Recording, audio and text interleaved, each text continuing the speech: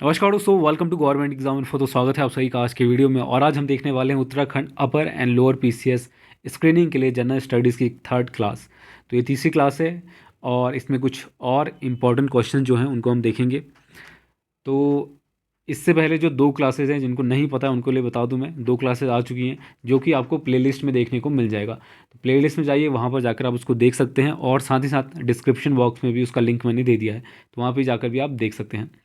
तो आज ये तीसरी क्लास। और देखिए, इसका एग्ज़ाम कब होगा, कई लोग पूछते रहते हैं, तो मैं बता दूं, मोस्ट प्रोबेबली अगर बात करें इसका एग्ज़ाम की, तो नवंबर में आपका लोअर का हो सकता है और दिसंबर में, यानी कि पहले लोअर का फिर उसके बाद अपर पीसीएस, ये जो दो है एग्ज़ाम वो आगे पीछे हो सकते हैं आपके, ठीक है। यानी कि नवंबर दिसंबर मान के आप चल सकते हैं स्क्रीनिंग के लिए।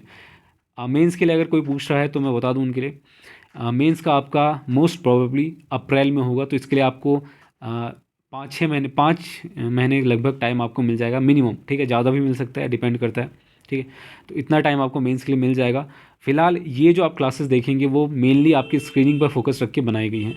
तो जो लोग नए जुड़े हैं, चैनल को सब्सक्राइब जरूर कर लेना और बेल आइकन को प्रेस करके रखना, और समय समय पर इस तरह की वीडियोज़ आपको देखने को मिलेंगे, ठीक है, एग्ज़ाम तक। तो अब एक और चीज़ यहाँ पर बता दूँ, इसका जो ये पीडीएफ है वो मैं आपको टेलीग्राम पर दे दूँगा, ताकि बाद में जब आप चाहें तो इसको रिवाइज़ कर पाएँ या फिर इस क्वेश्चन को अटेम्प्ट कर पाएँ, ठीक। तो चलिए शुरू करते हैं और देखते हैं आज का पहला क्वेश्चन। तो आज का जो पहला क्वेश्चन है, उत्तराखंड के क्वेश्चन से स्टार्ट करने वाले हैं आज। तो इस तरह के 20 क्वेश्चन आपको देखने को मिलेंगे, ठीक है, आपकी स्क्रीनिंग में। तो 20 क्वेश्चन के लगभग यहाँ पर रहते हैं आपके स्क्रीनिंग एग्ज़ाम में उत्तराखंड के। तो पहला क्वेश्चन देखिए क्या पूछा गया। फेयर से रिलेटेड क्वेश्चन पहला, यानी कि जो मेले होते हैं उत्तराखंड के उससे रिलेटेड है। तो पहला क्वेश्चन है, उत्तराखंड में जो बग्वाल नाम से जाना जाता है मेला वो कौन सा है? बागेश्वर का है, नंदा देवी का है, कुंभ मेला है, या फिर देवी धुरा का मेला है? ये आपको बताना है, ठीक। तो इसका जो करेक्ट आंसर होगा वो होगा आपका देवी धुरा का। इसके बारे में आपने पढ़ा होगा, अगर आप ऑलरेडी किसी ग्रुप सी के एग्ज़ाम को आपने दिया है या देने वाले हैं तो इसके लिए ज़रूर आपने पढ़ा होगा। तो बग्वाल नाम से जाना जाता है देवी धुरा का मेला, ठीक। ये है कहाँ पर, इसका मैं मैप में एक बार दिखा देता हूँ ताकि आपको आइडिया लगे कि कौन सी जगह पर होता है। और मैप में मैं पीसीएस के लिए स्पेशली इसलिए दिखाता हूँ, मैंने पहले ही बताया है कि मैप का जो यूज़ है वो आपके मेंस में काम आएगा, ठीक है। स्क्रीनिंग में तो नहीं आता है लेकिन मेंस में आएगा, इस वजह से मैं मैप को ऐड कर देता हूँ अपने वीडियोज़ में, ठीक। तो देख लेते हैं एक बार। देखिए, ये मैप आप देख पा रहे हैं और इसमें डिस्ट्रिक्ट आपको दिख रहा है चंपावत। तो पहली चीज़ तो यह है कि ये जो फेयर है वो देवीधुरा का, यानी कि देवीधुरा का जो मेला है वो आपका चंपावत डिस्ट्रिक्ट में आयोजित किया जाता है। दूसरा, ये जो है वराही देवी टेम्पल के प्रांगण में हर साल आयोजित होने वाला एक फेस्टिवल है, या कह लीजिए फेयर है, ठीक है, जो कि रक्षाबंधन के टाइम पर यहाँ पर ऑर्गेनाइज़ किया जाता है या फिर आयोजित किया जाता है।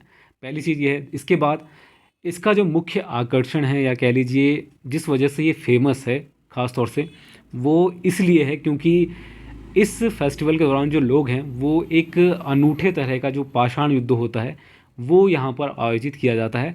और इनके हाथ में एक ढाल रहता है और पाषाण को उसको कलर करके उसका डिज़ाइन बनाकर आपस में जो है एक सिंबल के तौर पर ये जो है युद्ध किया जाता है, पाषाण युद्ध, ठीक। पहली चीज़ ये है। ये कहाँ पर लोकेटेड है, तो मैप में आप देख पा रहे हैं देवीधुरा, मैं दिखा देता हूँ। ये जो देख रहे हैं आप देवीधुरा, ये है आपका फेस्टिवल का जगह, यानी कि यहाँ पर ये होता है। और टेम्पल है वराही देवी, इसके प्रांगण में हर साल ये युद्ध होता है, पाषाण युद्ध, और यहीं पर ये फेस्टिवल आयोजित होता है। अगर मैप के अकॉर्डिंग बात करें, तो अगर देवीधुरा की बात करें तो ये जो नेशनल हाईवे आप देख रहे हैं येलो कलर का, ठीक है, ये जो दिख रहा है आपको, ये है आपका नेशनल हाईवे 09, यानी कि नेशनल हाईवे 9 है। और अगर बात करें डिस्टेंस की, तो देखिए यहाँ से लेकर यहाँ तक का जो डिस्टेंस है, यानी कि अगर बात करें ये जो नेशनल हाईवे है चंपावत में बनबसा, टनकपुर और लोहा घाट तक, यहाँ तक आपको सबसे पहले अगर कभी जाना चाहते हैं आप तो लोहा घाट तक आपको जाना पड़ेगा, जो कि 80 किलोमीटर है, ठीक है, 80 किलोमीटर है। और यहाँ से फिर आपको जो है आपको वेस्ट की तरफ यहाँ पर जाना पड़ेगा और देवीधुरा यहाँ पर आपको दिख जाएगा, जो कि है 60 किलोमीटर यहाँ से, ठीक। तो नेशनल हाईवे लोहा घाट का जो रास्ता है और ये फिर पिथौरागढ़ को जाता है, और यहाँ से 60 किलोमीटर वेस्ट जो है वहाँ पर जाने के बाद देवीधुरा पहुँच आता है और यहीं पर ये फेस्टिवल आयोजित किया जाता है। तो ये चीज़ है। अब हम आगे अगला क्वेश्चन देखते हैं। तो इसका राइट आंसर होगा बग्वाल नाम से जो फेमस है, ये भी याद रखिएगा आप, देवीधुरा मेला। इसके बाद अगला क्वेश्चन देखते हैं। इसके बाद अगला क्वेश्चन देखिए, नेक्स्ट है आपका 2011 की जनगणना के अनुसार उत्तराखंड का लिंगानुपात क्या है। इंपॉर्टेंट क्वेश्चन है, इस तरह के क्वेश्चन डायरेक्ट पूछ लिए जाते हैं। तो ये आपको पता ही होगा, ठीक है। 1000 रेशो 963, 963 प्रति हज़ार मेल, यानी कि पुरुषों पर 963, ये है लिंगानुपात, सेक्स रेशियो है उत्तराखंड का 2011 के अनुसार। इसको याद रखना, ठीक है। कई बार इस तरह के डायरेक्ट क्वेश्चन रहते हैं, तो ये है। इसके बाद अगला क्वेश्चन देखिए, जितने भी प्रमुख आंदोलन हैं इससे डेफिनेटली आपका क्वेश्चन बनेगा उत्तराखंड में। जैसे कि ये क्वेश्चन आप देख सकते हैं, जयानंद भारती के नेतृत्व में कौन सा आंदोलन चलाया गया, ठीक है। कूली बेगार, मोस्ट इंपॉर्टेंट, कूली बेगार से कई बार क्वेश्चन पूछा गया है और आगे भी पूछा जा सकता है। इसके अलावा शराब विरोधी आंदोलन, डोला पालकी इंपॉर्टेंट, गाड़ी सड़क आंदोलन। तो ये दो काफ़ी इंपॉर्टेंट है और इससे क्वेश्चन भी कई बार देखे गए हैं। इसका जो राइट आंसर होगा वो होगा आपका डोला पालकी आंदोलन, ठीक है। तो जो कि दयानंद भारती के नेतृत्व का जो है आंदोलन था, यानी कि इन्होंने इसका नेतृत्व किया था, ठीक। ये था क्या बेसिकली, तो एक तरह से ये दलित स्ट्रगल ही था, ठीक है। जैसा कह सकते हैं, अगर बात करें भीमराव अंबेडकर के समय पर जो था, जहाँ पर दलितों का कह सकते हैं काफ़ी नीचे माना जाता था, उनको कोई अधिकार नहीं थे, इवन पानी पीने तक का भी अधिकार नहीं था, ठीक है।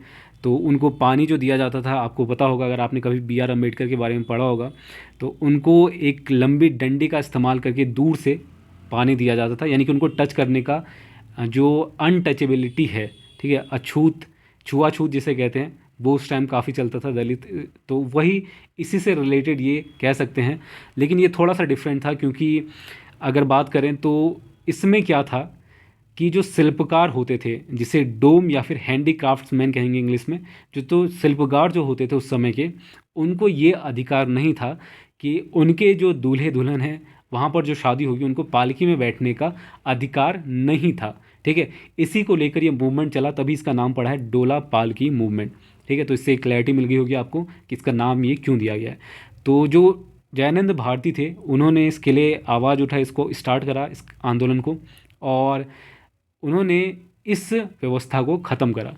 जो शिल्पकार हैं या डोम या फिर हैंडीक्राफ्ट जिन्हें कहा जाता था, तो उन्होंने इसका आंदोलन बढ़ाया, आगे बढ़ाया, और काफ़ी लोग इसमें शामिल हुए, और ये जो मूवमेंट है काफ़ी लंबा चला था, ये भी चीज़ है, ठीक है। तो लगभग 20 साल कहा जाता है कि ये मूवमेंट चला था, और इसी टाइम पर जो नेशनल मूवमेंट था आपका, ठीक है, फ्रीडम का जो नेशनल मूवमेंट था, ठीक है, वो भी पूरी जोरों पर था इसी समय, जब ये मूवमेंट चल रहा था उसी समय। तो इसमें जो इंपॉर्टेंट पॉइंट्स है वो मैं आपको याद रखने हैं। जैसे कि पहला, ये जो है एक दलित स्ट्रगल था, जो कि शिल्पकारों में जो पालकी में बैठने का अधिकार था इनको नहीं दिया जाता था, ठीक है। और इसी को लेकर, इसके विरोध में कि ये अधिकार सभी को होना चाहिए, इसी के विरोध में ये स्टार्ट किया गया था। दूसरा, ये 20 साल तक चला था, और इसके अलावा इसका जो फाइनल निर्णय हुआ था वो कैसे हुआ था ये भी आपको पता होना चाहिए, अगर कभी डायरेक्ट क्वेश्चन पूछा जाए। तो इसका जो सॉल्यूशन निकला था वो इलाहाबाद हाई कोर्ट में निकला था। यहाँ पर मुकदमा दायर किया गया था, और मुकदमा दायर करने के बाद इसका जो फैसला था वो शिल्पकारों के पक्ष में ही आया था। तो इसके बाद इसका निर्णय हुआ था कि डोला पालकी जो आंदोलन है, इसके तहत सभी को ये अधिकार होगा कि वो पालकी में बैठ सके, सभी जो वेडिंग कपल्स हैं उनके लिए, ठीक। ये चीज़ है। और दयानंद भारती की बात कर लेते हैं, इनका जन्म कहाँ हुआ था। दयानंद भारती की बात करें तो इनका जन्म हुआ था पौड़ी में, आरकंडाई में। ये नाम याद रखना, गांव का नाम है आरकंडाई, पौड़ी में, डिस्ट्रिक्ट है पौड़ी। जन्म कब हुआ था, तो ये हुआ था आपका 17 अक्टूबर 1881 में। तो ये 2-3 फैक्ट्स हैं, इसको याद रखना, कभी कभार यहाँ पर फैक्चुअल क्वेश्चन भी आपको देखने को मिल जाते हैं। नेक्स्ट क्वेश्चन देखिए, नेक्स्ट है आपका, निम्नलिखित में से कौन एक उत्तराखंड की सबसे पुरानी सैनिक छावनी है। रानीखेत, लैंसडाउन, अल्मोड़ा या फिर रुड़की। करेक्ट आंसर होगा इसका अल्मोड़ा। देखिए वैसे तो देहरादून 1814 का है, ठीक है, लेकिन यहाँ पर आपको देहरादून का ऑप्शन नहीं है दिया गया, तो इस वजह से 1814 का जो देहरादून छावनी है, देहरादून का जो छावनी है सैनिक छावनी, वो यहाँ पर नहीं होगा। फिर भी अगर कभी ऑप्शन में दी जाए तो आपको उसी के साथ जाना है। एक बार मैं बता देता हूँ सीक्वेंस में सभी का आंसर कि कौन सा पहले था कौन सा बाद में बना। ठीक है, तो सबसे पहले बात कर लेते हैं देहरादून की, जो कि ऑप्शन में नहीं है लेकिन आपको पता होना चाहिए। 30 नवंबर 1900, माफ़ कीजिएगा 1814। ठीक है, ये डेट याद रखना। देहरादून छावनी जो है वो 30 नवंबर 1814 को इस्टेब्लिश हुआ था। देखिए, अंग्रेज जनरल था गिलेस्पी, इसके नेतृत्व में इनकी जो सेना थी, अंग्रेजों की जो सेना थी, वो 15,000 के सैनिकों द्वारा, जो गोरखा वहाँ पर थे, ठीक है, जो कि खालूंगा किले का नाम है, और इस किले में वहाँ पर गोरखाओं का शासन था। ठीक है, जो कि नाला पानी की जगह के नाम से भी जाना जाता है। ठीक है, तो ये भी पॉइंट याद रखना। इनको जो है अंग्रेज़ों ने अंग्रेज जनरल गिलेस्पी के नेतृत्व में हरा दिया था। ठीक है, और हराने के बाद ही ये जो प्लेस था, ये जो खालूंगा किला था, इसको छावनी के रूप में तब्दील कर दिया गया और देहरादून छावनी बन चुका था ये उस समय। ठीक है, तो ये डेट था आपका 30 नवंबर 1814, याद रखना इंपॉर्टेंट है। इसके बाद हम बात कर लेते हैं अल्मोड़ा का, जो कि इस क्वेश्चन का राइट आंसर है, और ये बना था आपका अप्रैल 1815 में। ठीक, इसके लगभग 7-8 महीने बाद ये बन गया था। ठीक है, अप्रैल में ही आ गया था ये, 7-8 महीने भी नहीं, 6 महीने मान के चले कह सकते हैं। ठीक है, इसके बाद ये बन गया था, और इसमें भी गोरखाओं का जो किला था, अल्मोड़ा का किला, जिसे फोर्ट मेयर नाम भी दिया गया था उस समय। ठीक है, ये याद रखना, फोर्ट मेयर किले के नाम से ही जाना जाता था जो अल्मोड़ा का किला था, जो कि गोरखाओं के शासन में ही था। ठीक है, तो कर्नल गार्डनर जो कि रोहिला फ़ौज को लेकर गए थे, और उन्होंने गोरखाओं को वहाँ पर परास्त किया था, और उसके बाद जो अल्मोड़ा का किला है उसको बना दिया गया था अल्मोड़ा का छावनी। ठीक है, तो डेट है अप्रैल 1815। इसके अलावा नैनीताल की बात करें तो नैनीताल का जो था वो 1841 का है छावनी, जो इस्टेब्लिश हुआ था वो 1841 में, कभी पूछा जाए तो। इसके अलावा रुड़की, जो आपके ऑप्शन में दिया गया है, रुड़की की अगर बात करें तो रुड़की था आपका 1853 में इस्टेब्लिश हुआ। इसके अलावा रानीखेत की बात कर लेते हैं, रानीखेत आपका 1871 में बना, ये जो रानीखेत की छावनी है। और लैंसडाउन की बात करें तो ये 5 मई 1857 में बना था ये। ठीक, सभी इम्पॉर्टेंट है, और ख़ास तौर से जो शुरुआत के 2-3 छावनियाँ थी जो पुरानी हैं सबसे, उनको याद रखना। इसके बाद हम बात करते हैं अगले क्वेश्चन की। नेक्स्ट क्वेश्चन देखिए, ये क्वेश्चन कई बार पूछा जाता है, नैनीताल की खोज किस ब्रिटिश यात्री ने की? Henry Ramsay, E Gardner, E T Atkinson, P Barron. Simple question है, बस आपको ये नाम याद रखना है। पी बैरन ने जो नैनीताल है उसकी खोज की थी। ठीक, इसके बाद अगला क्वेश्चन देखिए। नेक्स्ट है आपका, टिहरी रियासत का विलय भारतीय संघ में किस वर्ष हुआ? ठीक है, तो टिहरी रियासत, पहले बताया आपने, पढ़ा होगा इसको। टिहरी रियासत जो है वो पहले रियासत के रूप में था जो टिहरी था, और बाद में इसको भारतीय संघ में इसको मिलाया गया या फिर इसको शामिल किया गया था। तो ये था आपका 1949 में। ठीक, इसके बाद है आपका मॉडर्न हिस्ट्री में, आप इसको पढ़ सकते हैं। मॉडर्न हिस्ट्री जब आप पढ़ेंगे उत्तराखंड का, तो आखिर आखिर में ये सारी चीज़ें आपको पढ़ने को मिलेंगी। ठीक, इसके बाद है आपका नेक्स्ट है आपका, उत्तराखंड का न्यूनतम भौगोलिक क्षेत्रफल वाला जनपद यानी कि डिस्ट्रिक्ट कौन सा है? तो ये है आपका, डायरेक्ट आंसर बता देता हूँ मैं, चंपावत। ठीक, तो चंपावत इसका करेक्ट आंसर होगा। क्या पूछा गया? सबसे न्यूनतम भौगोलिक क्षेत्रफल वाला जनपद है चंपावत। इसके बाद नेक्स्ट क्वेश्चन देखिए। तो नेक्स्ट क्वेश्चन है यहाँ पर, उत्तराखंड में लिपुलेख दर्रा किस जिले में स्थित है? ठीक, तो इम्पॉर्टेंट क्वेश्चन है, दर्रों से क्वेश्चन आपके रहते हैं, और ये क्वेश्चन खास तौर से इम्पॉर्टेंट है क्योंकि ये क्वेश्चन मेंस में इसका एक अलग से क्वेश्चन पूछा जा सकता है, वो मैं भी बताऊंगा कैसे पूछा जा सकता है। ठीक, तो इसका करेक्ट आंसर है ऑप्शन डी, पिथौरागढ़ इसका राइट आंसर होगा। जो लिपुलेख दर्रा है वो आपका पिथौरागढ़ में है, और पिथौरागढ़ यानी कि कुमाऊं में ही आता है ये दर्रा। तो कभी पूछा जाए तो लिपुलेख दर्रा किस रीजन में आता है, तो कुमाऊं में ही है ये। और दूसरा चीज़, ये किन 2 जगहों को जोड़ता है तो मैं बता देता हूँ। उत्तराखंड में पहली चीज़ तो पिथौरागढ़ कह लीजिए, या फिर चूँकि ये कुमाऊं का हिस्सा है, तो उत्तराखंड के कुमाऊं को और तिब्बत के तालाकोट शहर को ये जोड़ता है। ठीक, इसके अलावा एक इम्पॉर्टेंट पॉइंट ये भी है कि ये जो दर्रा है वो अभी ख़ास तौर से इस्तेमाल होता है, किस लिए? मानसरोवर जो यात्रा है, आपने सुना होगा कैलाश पर्वत व मानसरोवर की जो यात्रा है, उसके लिए इसका इस्तेमाल होता है। ठीक, अभी मैं मैप के माध्यम से बता देता हूँ आपको ये कहाँ पर है, और इसमें किस तरह के क्वेश्चन आपको बनने देखने को मिल सकते हैं। तो ये है आपका मैप, और मैप में आप देख पाएंगे उत्तराखंड का ये जो मैप है, ठीक है, ये देख पा रहे होंगे आप। ये है आपका मैप। ठीक, और ये जो जगह है लगभग ये आता है आपका पिथौरागढ़ का, और इसके नीचे चंपावत, फिर नैनीताल, इस तरह से है। ठीक, तो ये रीज़न आपका पिथौरागढ़ में आता है। ठीक, और यहाँ पर जो लिपुलेख है वो यहाँ पर आप देख पा रहे होंगे, थोड़ा सा मैं जूम करके दिखा देता हूँ। ये जो लिपुलेख पास आप देख रहे हैं यही है आपका लिपुलेख दर्रा। ठीक है, और ये पिथौरागढ़ में है तो आपको पता चल गया। ठीक है, और ये कुमाऊं और तिब्बत को जोड़ता है कह सकते हैं, और कैलाश मानसरोवर के लिए भी इसका इस्तेमाल स्टार्ट हो चुका है। ठीक, अब बात कर लेते हैं कि मेंस के लिए ये क्यों इम्पोर्टेंट है। ठीक, ये देखते हैं। देखिए, मेंस के लिए इसलिए इम्पोर्टेंट है कि अभी हाल ही में जो नेपाल है, हाल ही में नहीं हो गया इसको लगभग 1 साल, पिछले साल की बात है, नेपाल और इंडिया के बीच इसको लेकर काफ़ी समय से डिस्प्यूट था। और हाल ही में पिछले साल अगर बात करें तो इसको लेकर नेपाल ने एक मैप जारी किया था, जिसमें उन्होंने एक रीज़न है यहाँ पर जो कि अपने मैप में इन्होंने दिखा दिया था कि लिपुलेख इनके अंडर आता है। और जो इनका मैप था उसके अकॉर्डिंग अगर बात करें तो जो नेपाल है उसके अकॉर्डिंग, तो ये एक डिस्प्यूट है, और डिस्प्यूट से क्वेश्चन आपके मेंस में काफ़ी पूछे जाते हैं। ठीक है, तो उसमें आपको मैप बना के दिखाना पड़ता है कि कैसा डिस्प्यूट है, किस चीज़ को लेकर यहाँ पर मतभेद है। ठीक है, तो देखते हैं हम यहाँ पर 2-3 चीज़ें वो मैं पहले समझा देता हूँ। देखिए, अभी हाल ही में पिछले साल की अगर बात करें तो जो बॉर्डर रोड ऑर्गेनाइजेशन है उन्होंने एक सड़क बनाया था, लगभग 80 किलोमीटर का सड़क था, जिसको रक्षा मंत्री के द्वारा इसका उद्घाटन भी कर दिया गया था पिछले साल। और ये जो सड़क है ये इम्पॉर्टेंट है क्योंकि जो कैलाश मानसरोवर यात्रा है वो लिपुलेख दर्रे से होता है, और ये जो आपका रोड बनाया गया है बॉर्डर रोड ऑर्गेनाइजेशन द्वारा वो 80 किलोमीटर का है, और इसी से कनेक्ट होता है लिपुलेख दर्रे से। तो इस वजह से जो ये पूरी यात्रा है वो 5 टाइम्स कम हो चुका है अब, यानी कि जो समय लगता है वो 5 टाइम्स कम हो चुका है पहले के मुकाबले। पहले क्या था कि पूरा घूम करके जाना पड़ता था कैलाश मानसरोवर की यात्रा के लिए, जो भी जाना चाहते थे यात्री। अब ऐसा नहीं है। इसको लेकर जो नेपाल है उनकी तरफ से ये कहा जाता है चूँकि ये दर्रा हमारी ओर आता है तो ये रोड आपको नहीं बनाना चाहिए था, या ये आपके अंडर नहीं आ सकता, इसको खाली करें।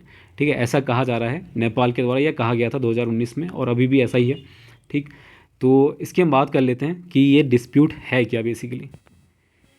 देखिए, क्या था, आपने सिंगौली की संधि पढ़ा होगा। ठीक है, सिंगौली की संधि के अंतर्गत जो अंग्रेज़ थे, ठीक है, उन्होंने इस संधि के तहत ये निर्णय किया था कि ये जो महाकाली नदी है, ठीक है, ये आपको दिख रहा होगा, एक सेकंड में आपको दिखा देता हूँ। ठीक है, ये जो महाकाली नदी है ये होगा आपका बॉर्डर। ठीक है, और इस बॉर्डर के इधर का हिस्सा वो नेपाल का होगा, इधर का जो है भारत या फिर उत्तराखंड का हिस्सा होगा। ठीक है, लेकिन प्रॉब्लम यहाँ पर ये है कि यहाँ से ये जो महाकाली नदी है वो यहाँ से तो एक महाकाली नदी के रूप में बहती है, लेकिन यहाँ पर ये 3 सेक्शन से निकल कर फिर एक बनती है। कौन कौन से मैं आपको बता देता हूँ, इसका नाम याद रखना, और कभी अगर मेंस में अगर आप आंसर राइटिंग करें तो ये मैप आप रिप्रेजेंट कर सकते हैं। देखिए, एक तो है आपका लिम्पियाधुरा, यहाँ पर आपका दिया भी गया है। ठीक है, उसके बाद यहाँ पर है आपका काला पानी। ठीक है, और ये है आपका लिपुलेख, जो कि दर्रे की बात मैंने की है, लिपुलेख। ये तीनों से जो आगे नदी बनती है वो है आपका महाकाली नदी, और इस नदी को बताया गया था कि ये आपका बॉर्डर होगा नेपाल के लिए जब ये सिंगौली का संधि हुआ था। ठीक, तो इसके अकॉर्डिंग जो बॉर्डर है वो तो यहाँ से होना चाहिए, लेकिन नेपाल कहता है चूँकि ये यहाँ से भी बहकर निकला है नदी, और यहाँ से भी, तो ये पूरा जो रीज़न है ये हमारा रीज़न है, और इसी रीज़न को लेकर यहाँ पर डिस्प्यूट है।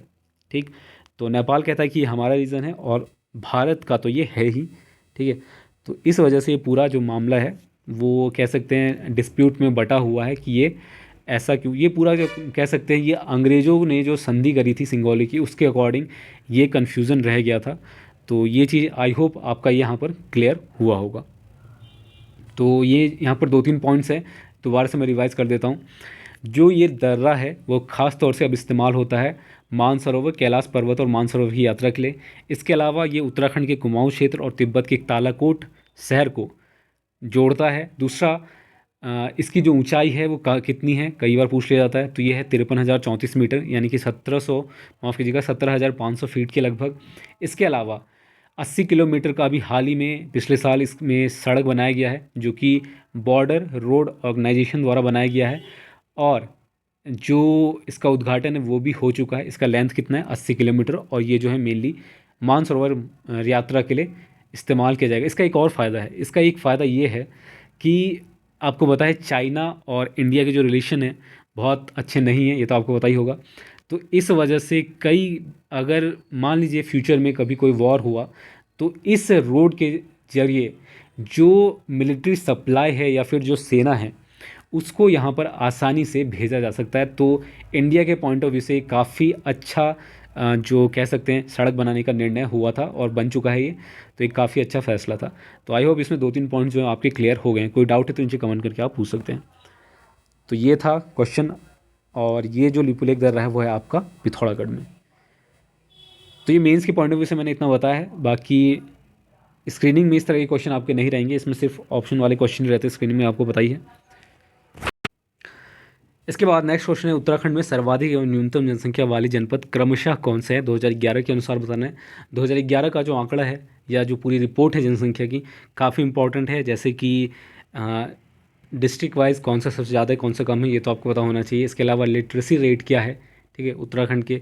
इसके अलावा सेक्स रेशियो, जो अभी हमने क्वेश्चन भी देखा था। इसके अलावा और भी कई सारे आंकड़े होते हैं, वो आपको पता होना चाहिए। और जो यहाँ पर जनजातीय समुदाय है, इनका कितना परसेंट है उत्तराखंड में, ये आपको पता होना चाहिए। ठीक है, कितने अकॉर्डिंग टू जनजाति, जैसे आपका हो गया थारू, ठीक है, बुक्सा, ये जो जौनसारी, इस तरह के जितने भी प्रमुख जनजातीय समुदाय हैं, इनके बारे में ज़रूर देख लेना जनगणना 2011 में क्या क्या चीज़ें बताई गई हैं। इसके बाद नेक्स्ट क्वेश्चन देखिए। इसका आंसर तो मैंने बताया नहीं, इसका राइट आंसर होगा हरिद्वार एंड रुद्रप्रयाग। ठीक, हरिद्वार सबसे ज़्यादा है और सबसे कम है रुद्रप्रयाग का 2011 के अनुसार। इसके बाद है आपका गढ़वाल के पंवार शासकों की प्रथम राजधानी कौन सी बनी? देखिए, हिस्ट्री अगर पूछे मेरे हिसाब से तो हिस्ट्री के बहुत ज़्यादा क्वेश्चन नहीं रहते हैं पीसीएस में, ठीक है। हालांकि 2-3 क्वेश्चन आपको देखने को मिल जाते हैं, लेकिन चूंकि मेंस में 1 से 2 क्वेश्चन आपको देखने को मिल सकते हैं, तो इस वजह से हिस्ट्री आपको पढ़ना पड़ेगा। ठीक है, ऐसा नहीं है कि बिल्कुल छोड़ सकते हैं, लेकिन मेनली आपका ज्योग्राफी इंपॉर्टेंट है। ठीक है, मेंस के अकॉर्डिंग भी अगर बात करें तो ज्योग्राफी काफ़ी इंपॉर्टेंट होता है उत्तराखंड का, उसको समझना काफ़ी इंपॉर्टेंट है। और ये आपके आंसर राइटिंग में भी हेल्प करेगा। वैसे सभी सेक्शन इंपॉर्टेंट है, लेकिन कंपेयर टू ज्योग्राफी हिस्ट्री उतना जो है इम्पॉर्टेंट नहीं है। लेकिन क्वेश्चन इसके रहते हैं, इस वजह से इसको आपको पढ़ना ही पड़ेगा। तो गढ़वाल के पवार शासकों की प्रथम राजधानी कौन बना था? चाँदपुर गढ़ी था। डी ऑप्शन इसका करेक्ट आंसर है। इसके बाद नेक्स्ट क्वेश्चन देखते हैं। नेक्स्ट देखिए, अगला क्वेश्चन पूछा गया है, नंदा देवी जीव मंडल रिजर्व 3 जनपदों में फैला है, ये कौन से हैं? जितने भी इंपॉर्टेंट रिजर्व हैं, पहले भी मैंने बताया कि इंपॉर्टेंट है एग्जाम पॉइंट ऑफ व्यू से, तो इस तरह के क्वेश्चन भी रहते हैं। और लोअर पीसीएस की बात करें तो इसमें आपको टिप्पणियाँ लिखने को आता है 25 शब्द में। तो इसी तरह के ऑप्शन दिए रहते हैं, ऑप्शंस नहीं, इसी तरह के 5 आपको टॉपिक दिए रहते हैं, उसमें आपको आंसर करना पड़ता है। तो वो टॉपिक कुछ भी हो सकता है, आपका करंट अफेयर्स का हो सकता है, एनवायरनमेंट का हो सकता है, इसके अलावा जो रिजर्व्स हैं यहाँ पर, ठीक है, उसका हो सकता है। तो नंदा देवी जीवमंडल रिजर्व 3 जनपद में फैला है, और ये कौन कौन सा है? चमोली, पिथौरागढ़ और बागेश्वर। ठीक, तो ए ऑप्शन इसका राइट आंसर है। इसके बाद नेक्स्ट क्वेश्चन है, निम्न में से प्राथमिक रंग कौन से हैं? तो प्राथमिक रंग तो बचपन से पढ़ते हुए आए होंगे आपके, बी इसका राइट आंसर होगा, लाल, नीला और हरा। ठीक, इसके बाद है आपका घेंगा रोग किस कमी के कारण होता है? तो विटामिन डी, आयोडीन, निकोटीन, अम्ल या फिर हीमोग्लोबिन। जनरल साइंस के क्वेश्चन रहते हैं, ठीक है, कुछ बेसिक रहते हैं, कुछ एवरेज रहते हैं, तो ज़्यादा डिफिकल्ट नहीं रहता है। अगर आप लूसेंट पढ़ लेते हैं तो आपके लिए सफिशिएंट है वो चीज़। ठीक है, कुछ लोग बुक्स के बारे में पूछते हैं, तो लूसेंट इंग्लिश में भी अवेलेबल है। ठीक है, जो लोग इंग्लिश का कह रहे हैं, लूसेंट जो है आपका इंग्लिश में भी मिल जाएगा।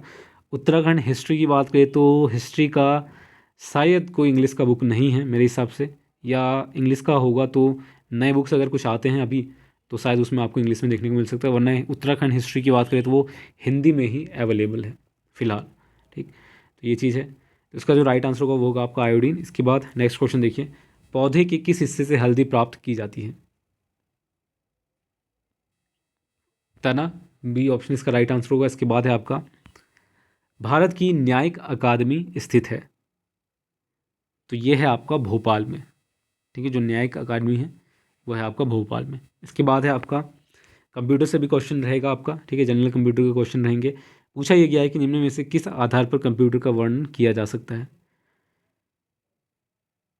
परिचालन सिद्धांत यानी कि ऑपरेशनल थ्योरी, अनुप्रयोग जिनको नहीं समझ में आ रहे हैं उनके लिए बता देता हूँ। अनुप्रयोग यानी कि एप्लीकेशंस जो होते हैं वो, आकार एवं क्षमता, साइज और क्षमता कह सकते हैं, जो पावर या एफिशिएंसी है वो, या फिर उपरोक्त सभी। तो इसका राइट आंसर होगा उपरोक्त सभी, क्योंकि ये जो वर्गीकृत है, एक तो ये आपका परिचालन सिद्धांत पर भी है, ऑपरेशन थ्योरी पर बेस्ड है, एप्लीकेशन पर बेस्ड है, और स्टोरेज, आकार, क्षमता, इन सभी पर ये बेस्ड होता है, ठीक है, कंप्यूटर। तो इस वजह से उपरोक्त सभी इसका राइट आंसर होगा। देखिए कंप्यूटर में अगर बात करें तो बहुत ज़्यादा कुछ डिफ़िकल्ट नहीं रहता है, ठीक है, तो इसमें बहुत ज़्यादा आपको समय देने की ज़रूरत नहीं है। जो मेन चीज़ें उस पर फोकस करना चाहिए। करंट अफेयर्स बहुत ही इंपॉर्टेंट है, ठीक है, तो करंट अफेयर्स पर ज़्यादा फोकस रखना अभी से ही, क्योंकि करंट अफेयर्स से अगर आप अपडेटेड रहेंगे, क्योंकि करंट अफेयर्स के क्वेश्चन जो हैं कई बार पूछे जाते हैं मेंस में, ठीक है, और एक दो नहीं कई सारे पूछे जाते हैं, तो इस वजह से मैं कह रहा हूँ। इसके बाद है आपका निम्न में से कौन सूर्य से आने वाली परावैंगनिक किरणों को अवशोषित करता है। CO2, जलवाष्प, ओजोन परत या फिर ऑक्सीजन। बेसिक क्वेश्चन है, सी ऑप्शन इसका राइट आंसर होगा।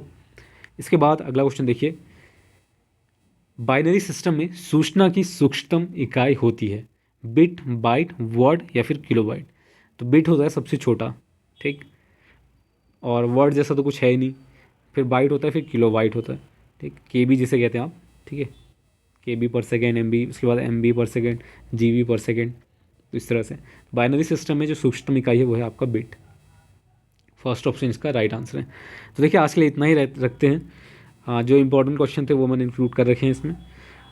अब अगले क्लास में आपसे मुलाकात होगी, उसमें कुछ और इंपॉर्टेंट क्वेश्चन को समझेंगे, देखेंगे आपके स्क्रीनिंग के लिए। वीडियो को लाइक नहीं किया अभी तक तो लाइक कर देना, ठीक है, और चैनल को सब्सक्राइब नहीं किया अभी तक तो कर लेना। तो बस आज के लिए इतना ही, तब तक के लिए धन्यवाद। मिलते हैं आपसे अगले वीडियो में। धन्यवाद।